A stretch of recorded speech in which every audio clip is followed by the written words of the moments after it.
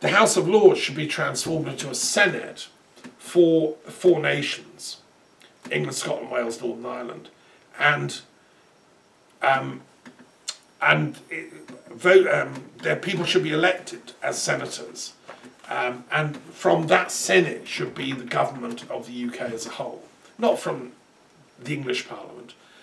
That would be separate. That would deal with the affairs of England, and we need a new constitution explaining the power shift to the federal Senate, which would control the government, national government, which would do things like defence, economics, the whole works, foreign policy and so on. And then the separate nations, England, Scotland, Wales, Northern Ireland, would have their own budget, their own rights to, organise affairs, education, whatever. But according to certain general rules laid down by the Federal Senate. Now this is a revolution I'm proposing. Yes, it is. It's a poetic revolution. It's long overdue. Other people have called for things like this. Think of me as the John Locke of the soon-to-be glorious, revolution. A philosopher in exile in Europe, as Locke was in Holland, thinking through the fundamentals of updating our human rights contract. We need a reformation and a transformation of Parliament. Actually, reformation is not good enough. Total transformation, and this farce of governance that's going on should be totally overhauled. As to the future of the monarchy, well, there are people that would say we need to move beyond the monarchy. We need an elected head of state, like a president, like they have in most other countries. I don't know. A constitutional monarchy I'm happy with, as long as it's genuine and has a bit less power, and that's why I'm suggesting televising the Privy Council and putting the monarch's function, in black and white, what they can and can't do in a written form. Because at the moment, because it's not written down, they can do what they want, actually. And because Rees-Mogg and people know how to, manipulate Parliament, they can just make stuff up and pretend that it's been, it's always like this since 1450. No, it's not, Reesy. In the old days, people told the truth and had a code of honour. What's changed is when those guys came into power with their Brexit fantasy, they've, destroyed the integrity of the current system. That's why it has to be utterly transformed and a new federal Senate created.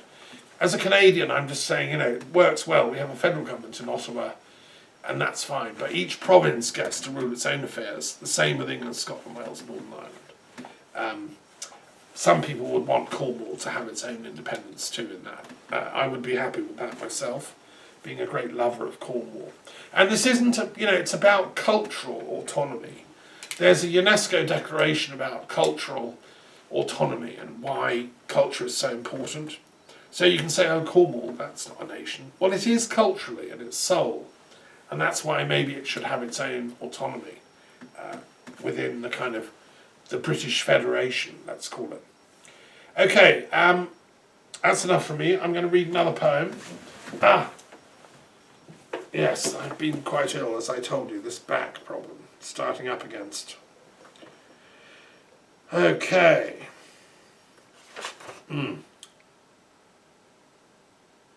Well, this is just a short one. It's called The Cyber Angels. I wrote this in Cordoba, visiting for a conference on Sufi, Christian and Muslim dialogue and Jewish dialogue for peace. The cyber angels are asking to heal it. So they get stuck into finding all that lost data in strange, incalculable dimensions.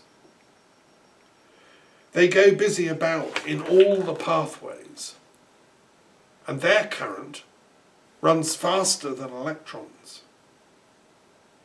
They use psychotron energy, trailing in and out of dark matter and bright. They're playing flip side with joy and grief. Healing inside us, inside and out, through the four chambers of the heart, keeping that tick-tock, ticking, blinking, winking, smiling rhythm of the heart beat whole.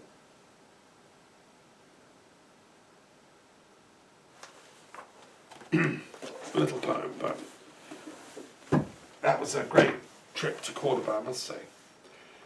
So, coming to the end of my little Sunday talk, I want to say what is the function of Poets for Peace? What can we do? Well, poets love to have festivals. We can have more of those. We can have festivals specifically for Poets for Peace. There are about 4 or 5 big poetry festivals throughout Europe. Ohrid, Struga is one. There's another one in Slovenia, Ptoi it's called. There's one in northern Italy, Genoa, and there's one in Antwerp, and so on. So there are poetry festivals. Well, I think they could collaborate, they could coordinate, they could have a sort of Poets for Peace section of each of these festivals.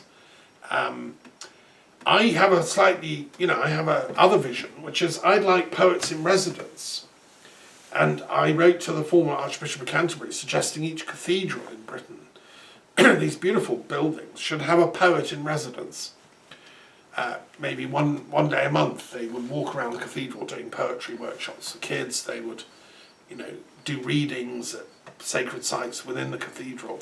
A lot of great poets in England and Britain have been Christian and have been inspired by Christ's story and the whole dark night of the soul thing, and the same true without the whole of Europe really. So I'd like to see poets in residence at all the cathedrals, not just in Britain but in Europe as a whole.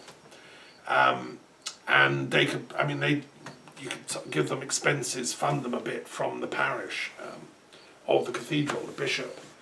I'd like to see poets in residence at hospitals, especially now in a time of coronavirus. Imagine a poet in residence who'd go and read a poem on the wards. I've been in hospitals. I used to work for 4 years. And to have a poet in residence would be amazing. It would boost the energy of people. Hospitals shouldn't be places, and now we think of them as places where you go to die. That's horrible. They used to be attached to monasteries and abbeys as healing places run by the monks and nuns with their herbal medicine, particularly Benedictine and others, who would then restore you to life. A hospital is a place of life energy.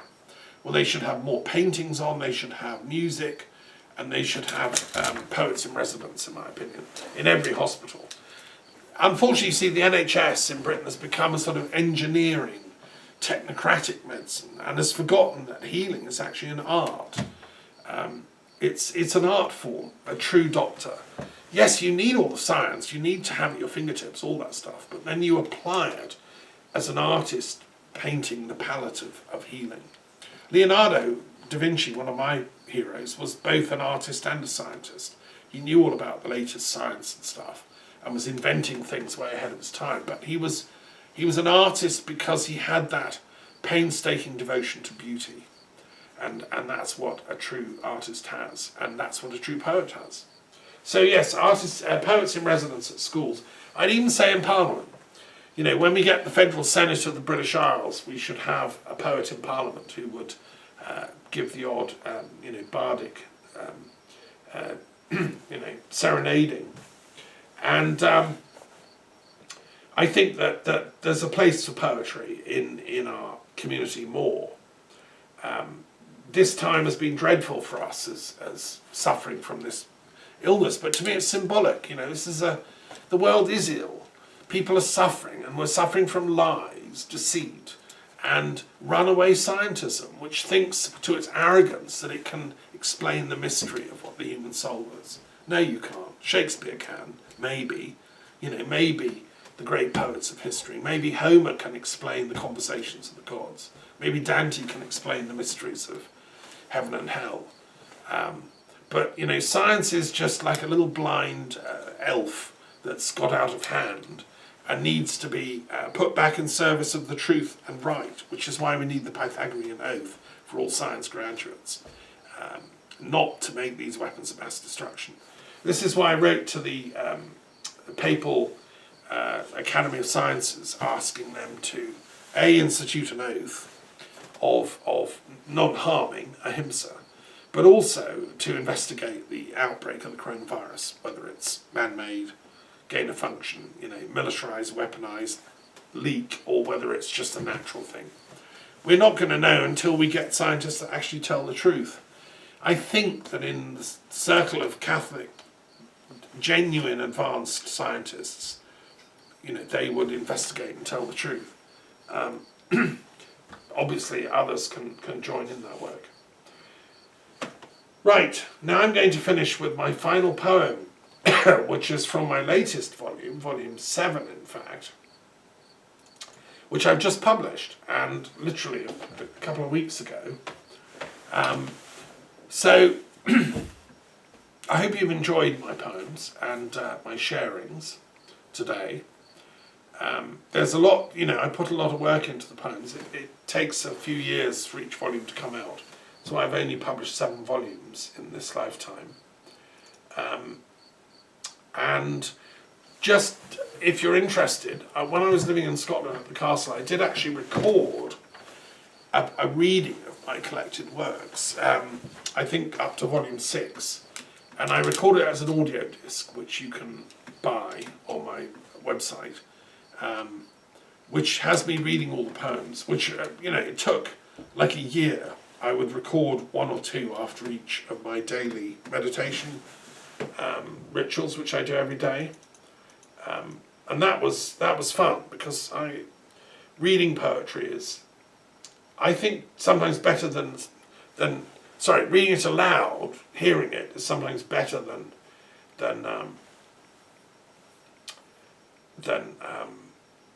just reading it, because poetry is to be sounded. It is an oral tradition, and the first poets, it was all oral, because writing's a new thing. It was 3000 BC, really. Before that were just a few runic type things on cave walls. Well, runes are powerful, and to a genuine seer and poet who understands runes, you can condense a lot in a rune. But writing, as we know it, was much more recent. So this poem I'm going to read, it's called At the Base of the Rubble, poem 934 of my collection. And this is about writing. I actually wrote this in Lyon, in France, not far from where I live now.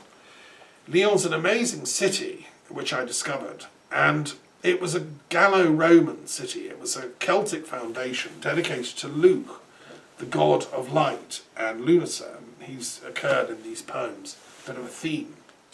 Lu's an amazing character as a deity, and the Romans said he was like Apollo, the lord of light.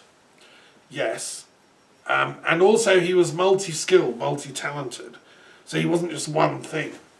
And in my dictionary of new terminology, I've coined the phrase the Lu syndrome for people that are like that, multi-talented. Like Leonardo da Vinci,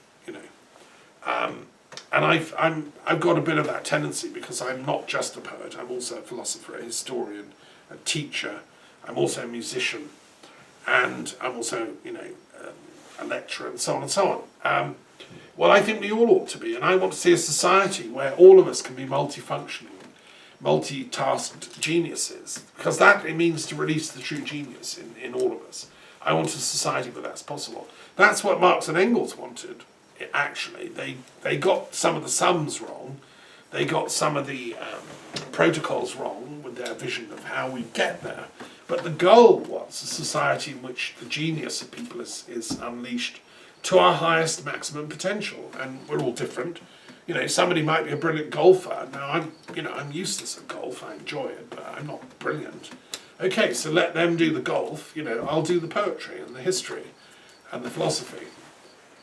Okay, this is called At the Base of the Rubble, and it's an homage to Lyon.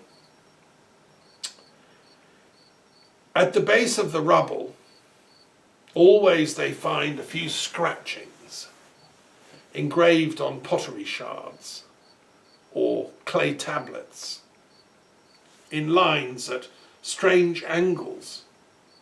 Which way up to read it? It is a miracle. Someone was here with their stories. Then later, scrolls of cured parchments, rolled out lovingly. Aristotle traced his finger here as someone else held the scroll ends open. And they discussed together which of the 10 categories most generates passion in the human soul. Mounds of papyrus rubble clog the lower midden heaps of towns scattered along the Nile, still sending to the south some alchemists, still attempting to explain everything in a few neat diagrams, a few weighed words. Then it was codices, a vast filling out of folios, birds' wings taking flight and soaring on incommunicable journeys, handcrafted, filled out with reds and golds and blues, tiny paintings of dreams from ancient monasteries, besides the sown, with monks painting down beauty in coloured inks as the river ran south, tinkling onwards to the meeting place. Of them, so much was lost. The final words of Virgil, Homer's Book of Dreams, Christ's secret words to Mary Magdalene, given at Panias, in praise of the one who is both Yahweh and also, sometimes, Pan. And then the incunabula arose, up and spread the holy words like thickets round Faith's sleeping princess, dimly glimpsed sometimes through all the bars and lines. From time to time they catch fire and come fluttering back down as Marnie's teachings did, scripted gold on black, in minuscule, on tiny codices, most vanished now, except for the Akashic regrettoire, which all poets draw on. Some were burned deliberately. The Cathar hymnals went into the fires with their owners' silent convictions. Better to upend the bone than spirit anchor with the subtle life of compromise. 1,000 Talmud codices, piled high as Babels, were torched in France. Even though Rashi grew champagne and smiled, and sought to reach a common light, instead, everything was put to sputtering obliquely. Dialects that had flowered with hope were flamed. Fragments only survived, studied by grammarians in raptures, scholars trying to reconstruct the woven form of words from primal mind. Discovering there is a gold that cannot burn, a page that counts. It is this one. Here, at Lyon, the city built up around its library. Its word, profound, arises, which comes and double stands and slows, cannot take it in merely by eyes, the beauty of everything, the river's complex shapes, like corridors inside a womb for life's long winding journey. It's all a miracle, a heart beckoning journey, the drowned girl goddess of 2 rivers meeting, water into water, mouldering together a fresh lysis arising, empty and liquid both, Here the pulp of paper was strained and drained, and now is dashed down with type, hard and metallic, to catch it all, to hold the ecstasy, to say it as if it could be said. Like the dancings of a fluttering bird, says, wings to eternity, striking up, while the core of loose bird, telling us all, forever, how to get home.